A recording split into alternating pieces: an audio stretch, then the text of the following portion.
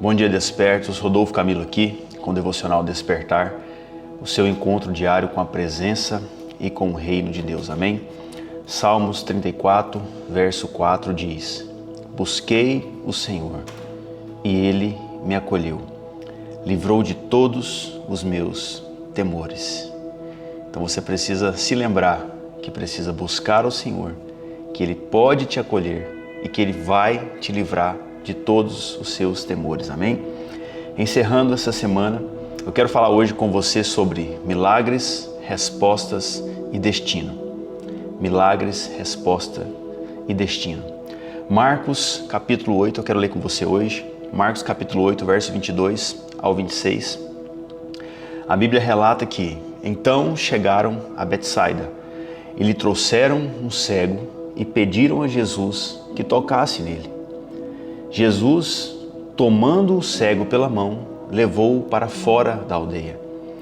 Então cuspiu nos olhos do homem e, impondo-lhe as mãos, perguntou: Você vê alguma coisa?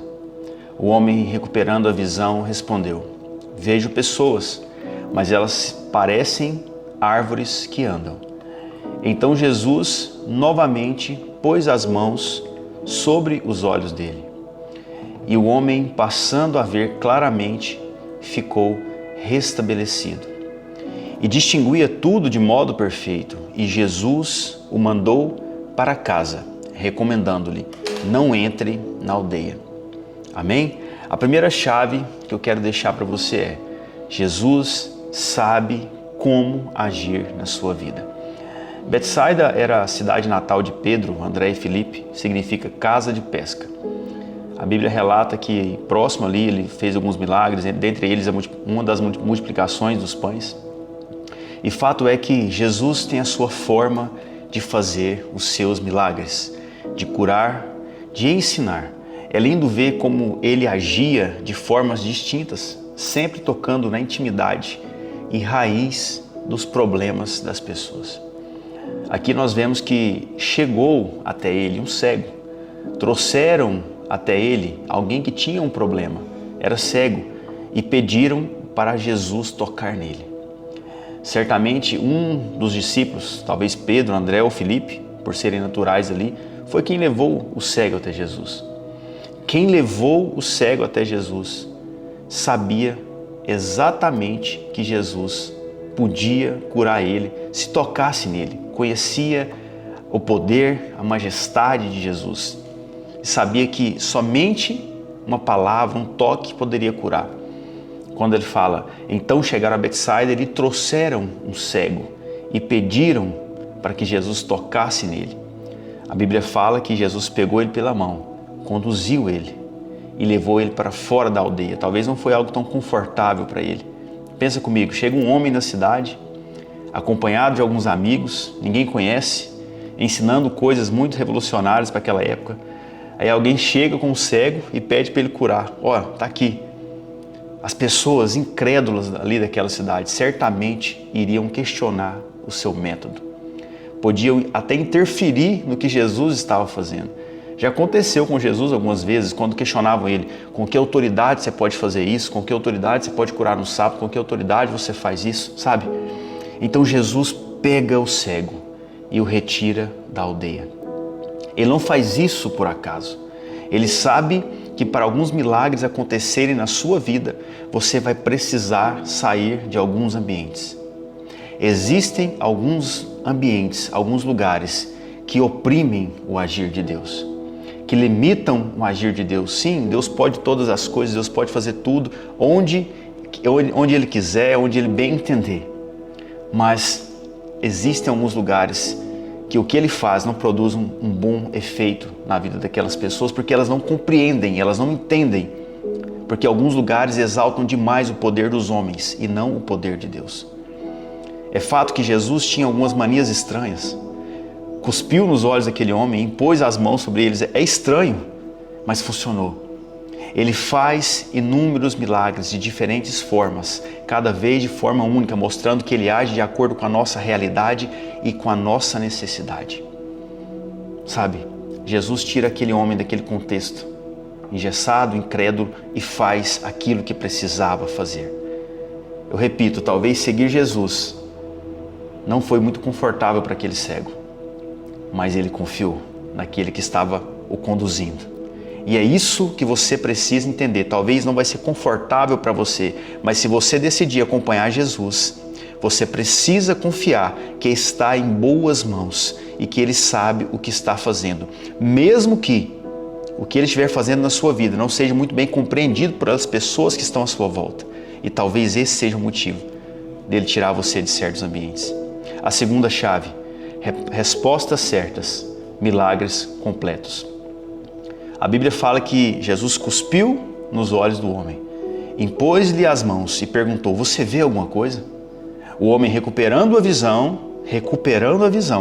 respondeu: vejo pessoas, mas elas parecem árvores que andam.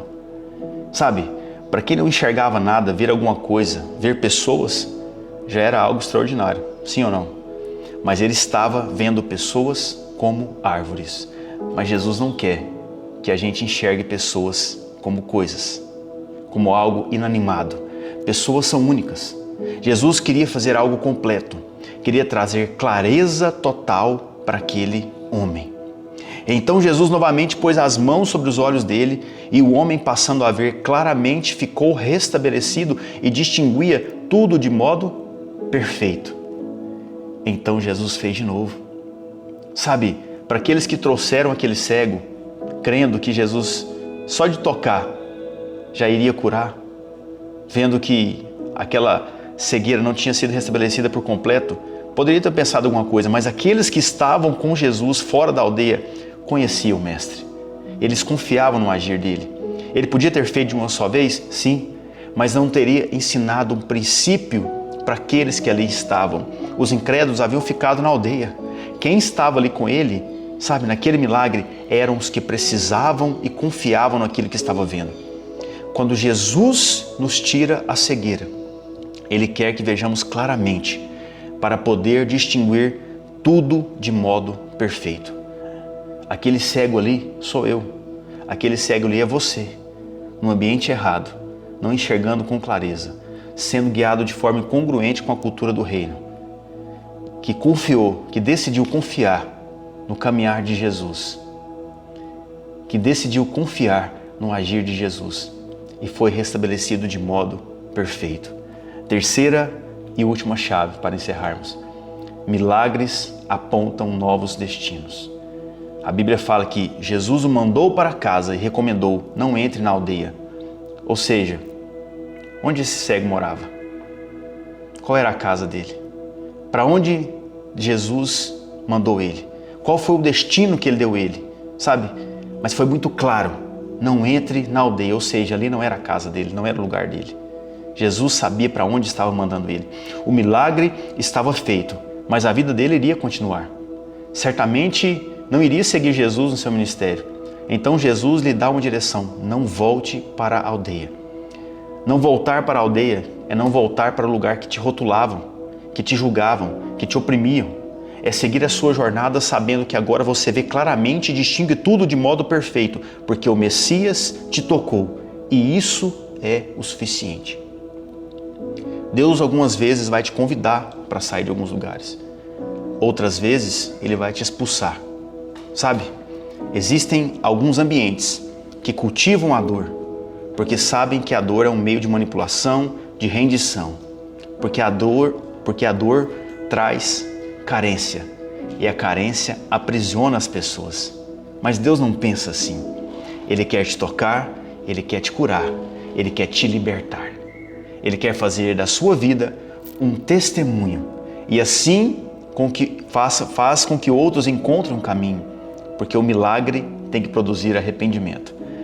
Mateus 11, 21 diz, quando Jesus diz: ai de você, Corazim, ai de você, Betsaida, porque se em Tiro e em Sidom tivessem operado os milagres que foram feitos em vocês, há muito que elas teriam se arrependido com pano de saco e cinza.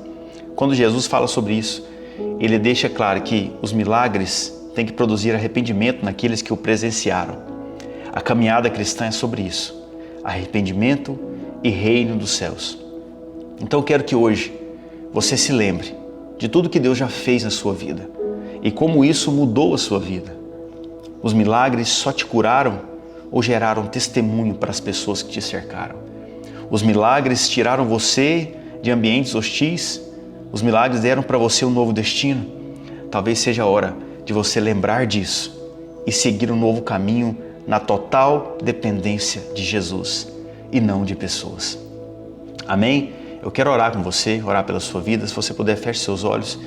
Pai, em nome de Jesus, obrigado pela Tua palavra, por esse momento. Obrigado por essa pessoa que me escuta.